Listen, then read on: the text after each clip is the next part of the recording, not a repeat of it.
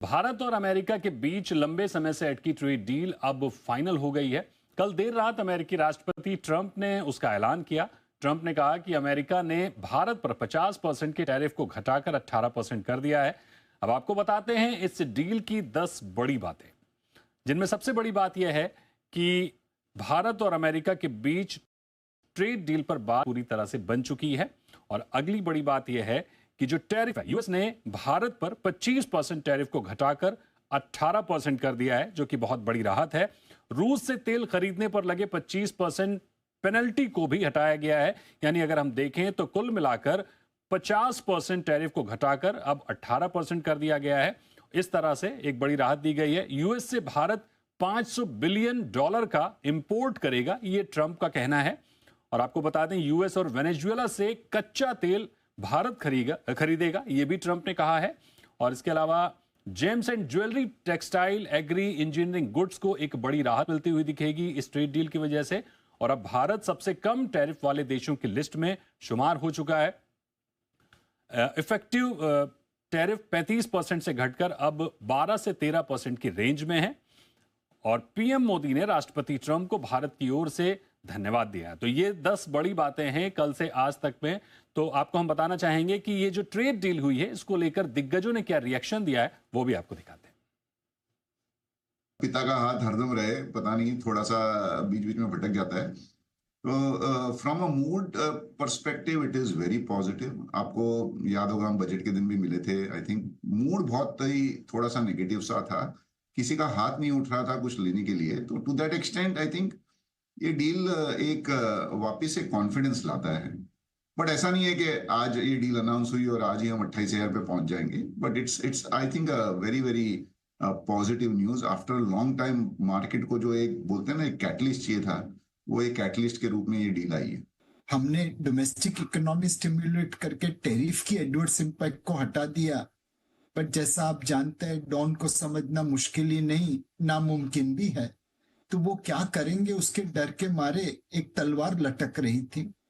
अब ये डील हो गई है तो सेंटीमेंट पॉजिटिव हो गया। जैसे मधु भाई ने कहा, सेल ऑन राइस से बाय ऑन डिप वाला सेंटीमेंट बन सकता है। बट फंडामेंटल्स के लिए तो डिटेल्स देखना पड़ेगा। आज स्टॉक सब एक साथ ऊपर गए हैं बिकॉज थोड़ी शॉर्ट कवरिंग है और थोड़ा फोमो है कि हम लाइन में इन्वेस्ट नहीं किए थे, बाहर खड़े थे, अब लगा दीजिए। मेरे हिसाब से दूध का दूध और पानी का पानी, एक बार डिटेल्स आएगी तब पता चलेगा।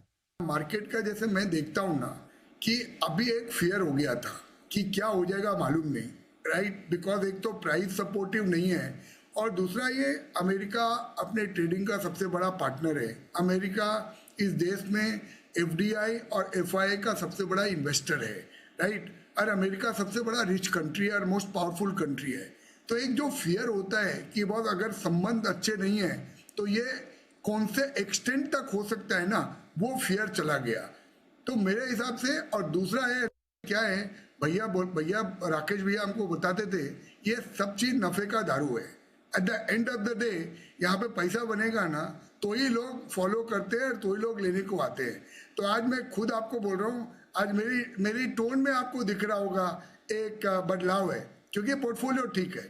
अब एक सीक्रेट तुझे अपन भी बताएगा, इंडिया को शॉर्ट किया तो गॉड भी ना बचाएगा। इंडिया हबीब मेरा, इंडिया नसीब है, तू बड़ा ही अजीज है, तू बड़ा ही अजीब है। जो भी तुझको लेके बैठा वो ही खुश नसीब है तू। तो ये मैसेज सबके लिए है सर। ये 50% सीधा 18%। अच्छा, ये 18% तो जो पुराना जो डील है उसके ऊपर है, मतलब जो अभी जो काम चल रहा है, जो ओल्ड सिस्टम है उसके ऊपर है। मतलब ये तो रिलीफ वाली बात है। लेकिन जो actual counter of the deal है, जिसमें कई चीजें वहां से इंपोर्ट होगी वो भी जीरो होगा, और यहाँ से एक्सपोर्ट होगा वो भी जीरो ड्यूटी पे होगा। तो वो डिटेल अभी आने का बाकी है। मेरे ख्याल से इसका डील का जो काउंटर है, मतलब पता नहीं कब अनाउंस होगा। लेकिन जो आपका यूरोपियन डील है मेरे ख्याल से उस तरह का ही कुछ होगा, जिसमें टेक्सटाइल वगैरह जो है जीरो ड्यूटी में जाएगा, वहां अमेरिका अनलिमिटेड। तो ये पता नहीं कौन कौन से सेक्टर को जीरो जीरो रेटिंग मिलता है और किसको किसको 18% मिलता है या 12% मिलता है, वो अपने को देखने की बात है। लेकिन ये होपफुली यदि मतलब ये सब साइन और हो जाए तो start up the new era समझ लीजिए आप in terms of corporate earnings in India.